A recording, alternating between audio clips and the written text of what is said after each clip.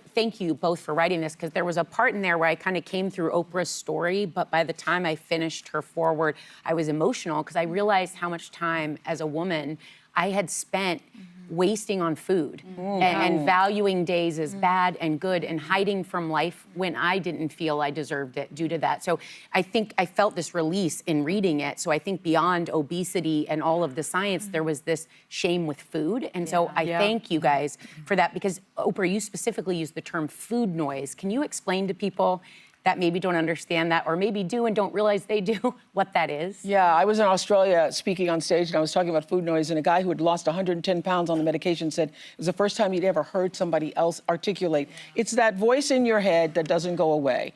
You get up in the morning and you have, whether it's toast or coffee or eggs or bacon, you're thinking, how many calories is that? How many calories did I just eat? How long is it going to take me to burn that off? What am I going to have for lunch? Because I already had the toast. I already had the bread once a day, so I don't think I can have bread a second time a day. Maybe I'll give up dinner. Maybe I'll have this for lunch. Maybe I'll eat the boiled egg instead. It's that constant, exhausting thing. It's like it's Thanksgiving is coming up. Am I going to eat the mashed potatoes or the scalloped potatoes? Am I going to just eat the dressing? Maybe I'll give up the turkey. I won't have the gravy. You're thinking about that days and days. And if you've never, and if you don't have it, you don't even know what I'm talking about. So this is what I realized. I used to think that all of the people who were thinner, who I considered normal people who didn't have what I had, I thought you all were stronger. Now I realize you're not even thinking about it. You don't even know what I'm talking about. You're not even thinking about it. Civilians in Weight Watchers. And civilians, yes, you're not even thinking about it. So that's what the food noise is. It's a constant ringing in your head. Yes, right. And it's your biology. It's your biology saying, eat more, I need to store more fat. That's how you know you have obesity. The people who don't have that don't have it. Don't have it. Don't have it. Let me ask you this, Dr. Anya. In the book you write about game-changing moments in medical history, like the discovery of penicillin, the discovery of insulin, and you liken it to the discovery of these GLP-1s.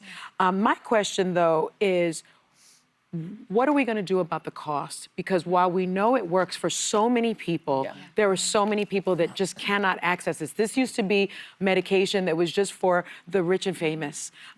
When is it going to be more accessible to everyone? Yeah, that's such an important question.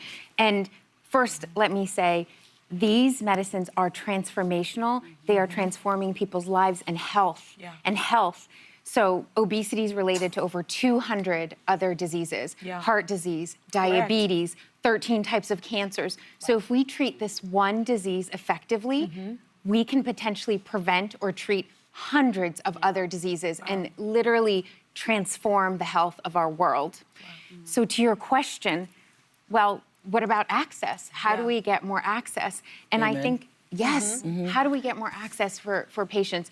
And it's, insurance companies, Oprah's been very vocal about this, about the implications on health, and how do we have insurance companies cover these medications? How do we bring the cost down? The cost is already coming down, but we need to do better. We need to do better, and I think more medications are coming out. There'll be hundreds of medications, just like there are for high blood pressure, just like there are for diabetes. I've read about a GLP-3 now, a pill version of But let me just say, the reason why I'm out here in these view streets, the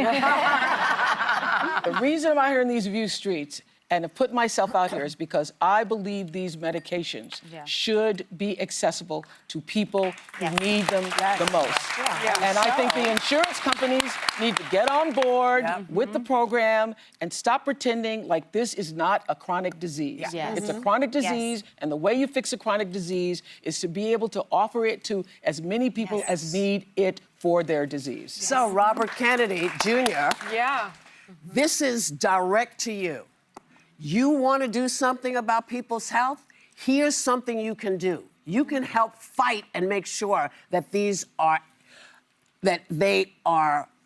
people are able to get what they need. Because as you heard, it's not, nobody's laying around saying, oh, I want to have obesity. This is a disease. And you're all about making the country healthier. Here's what you can do.